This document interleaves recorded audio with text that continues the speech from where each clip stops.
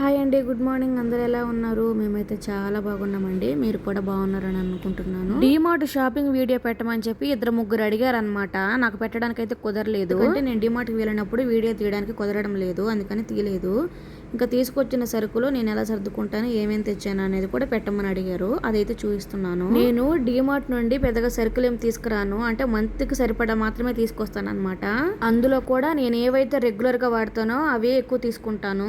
ఎప్పుడైనా ఒకసారి వాడే మాత్రం 2 months కి ఒకసారి తీసుకుంటాను అనమాట. ముందైతే వంట స్టార్ట్ చేశాను. వంట అయ్యేలోపు సర్దుకోవడం కూడా అయిపోతుంది. ముందే సరుకులు సర్దడం స్టార్ట్ చేస్తే మళ్ళీ వంట లేట్ అయిపోతుంది అని చెప్పి ముందైతే వంట అయితే స్టార్ట్ చేశాను అనమాట. ఫస్ట్ అయితే గ్రీన్ టీ అయితే పెట్టాను. తర్వాత ఎగ్స్ పొయ్యిన పెట్టేసి బియ్యం కూడా కడిగి కరెంట్ కుక్కర్ లో పెట్టేశాను. ఉలవ చారు చేద్దామని చెప్పి నైట్ ఉలవలు నానబెట్టాను. ఇంకా అవి కూడా కడిగి పొయ్యిన పెట్టాను. ఇంకా అవి ఉడికే లోపు నేను సామాన్లన్నీ సర్దేసుకుంటాను. మాకు నెలకు సరిపడా సరుకులు అంటే ఇవేనండి. పెద్దగా ఏం తీసుకురాను, అంటే కొంచెమే తీసుకొని వస్తాను అనమాట.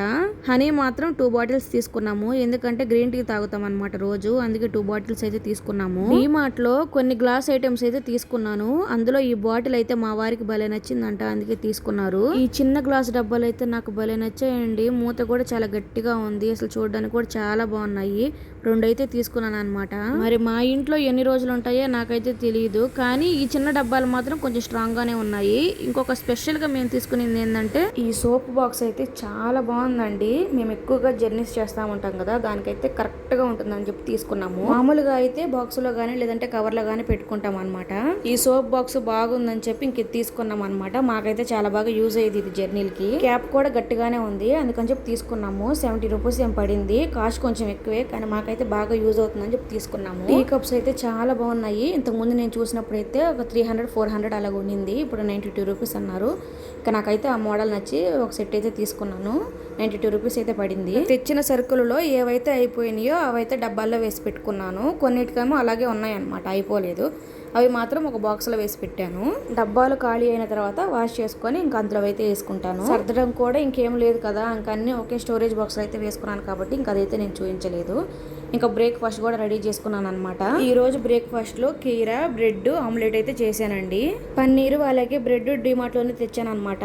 ఇంకా అవి త్వరగానే చేసేసుకుంటే బాగుండిద్ది, ఎందుకంటే అక్కడే కొన్ని రోజులు స్టాక్ ఉండిద్ది కదా, మళ్ళీ నా దగ్గరకు వచ్చినాక స్టాక్ ఉండడం ఎందుకని చెప్పి ఇంకా నేను త్వరగానే చేసేస్తున్నాను అనమాట. ఇంకా బ్రేక్ఫాస్ట్ రెడీ చేసిన తర్వాత ఇంకా ఉలవలు కూడా ఉడికినాయి అనమాట. ఈ లోపు ఇంకా ఉలవ చారుని అయితే తాలింపు పెట్టేశాను. ప్రతిరోజు నైట్ నేను డ్రై ఫ్రూట్స్ నానపెడతాను అనమాట మార్నింగ్ జ్యూస్ లోకి. ఇంక ఈ రోజు మర్చిపోయాను అనమాట. ఇంకా బనానా, మిల్క్ అలాగే పచ్చి ఖర్జూరం అయితే వేసి ఇంకా జ్యూస్ చేశాను. నేనైతే జ్యూస్ తాగను, మా వారికి అయితే రోజు చేసిస్తాను అనమాట. ఇంకా ఒకేసారి జ్యూస్ కూడా చేశాను. మార్నింగ్ బ్రేక్ఫాస్ట్ అలాగే లంచ్ అయితే ప్రిపేర్ అయిపోయింది. ఇంకా ఈవినింగ్ ఏదైనా చేస్తాను. ఇంకా ఇంతటితోటి ఈ వీడియో అయితే ఎండ్ చేస్తున్నాను. మళ్ళీ బుధవారం రోజు మరో లాంగ్ వీడియోతో మీ ముందుకు వస్తాను. ఇంతకీ ఈ వీడియో మీకేమనిపించిందో కమెంట్ చేయండి. ఈ వీడియో నచ్చితే లైక్ చేయండి. Thank you.